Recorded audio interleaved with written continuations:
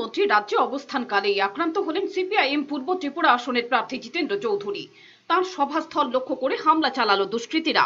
আর প্রধানমন্ত্রী বলে গেলেন, ত্রিপুরার আইন শৃঙ্খলার অবস্থা আগের তুলনায় ভালো হয়েছে। ভালো আইন শৃঙ্খলার চিত্র এদিন ধরা পড়ল মতাই এবং ঋষ্যমুখে। এই দুটি জায়গায় আক্রান্ত হলেন সিপিআইএম প্রার্থীরা। তার সঙ্গে তখন ছিলেন প্রাক্তন অর্থমন্ত্রী তথা বিধায়ক বাদল চৌধুরীও। মতাইতে প্রথম আক্রমণ হয়। আক্রমণ মোকাবেলা করে সভা করেন জিতেন্দ্র চৌধুরী। বক্তব্য রাখেন জিতেন্দ্র চৌধুরী এবং বাদল চৌধুরী। সভাস্থলের আশেপাশে সিপিএম কর্মী সমর্থকদের আসতে দেওয়া হয়নি। নিরাপত্তা বাহিনীর বুহে দাঁড়িয়ে বক্তব্য রাখেন দুজন।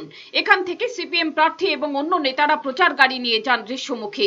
সেখানে আগে থেকে তৈরি হয়েছিল বিজেপির লোকজন। তারা কিছুতেই সভা করতে দেবে না সিপিএম প্রার্থীকে। শেষ পর্যন্ত মারমুখী ভিড়কে থামাতে সিআরপিএফ লাঠিচার্জ করে।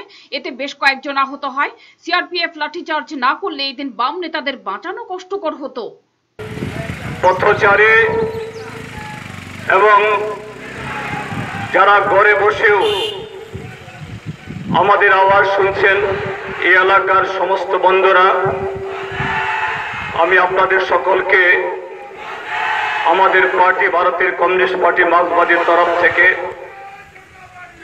এবং আমি আমার নিজের এবং আমরা শুধু আমাদের কথা বলছি না, আমরা যারা বিজেপি আইপিএফটি করেন তাদের কাছে আমাদের বক্তব্য রাখছি।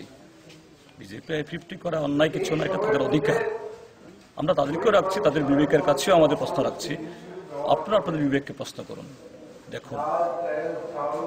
ব্যুরো রিপোর্ট, চ্যানেল দিন রাত।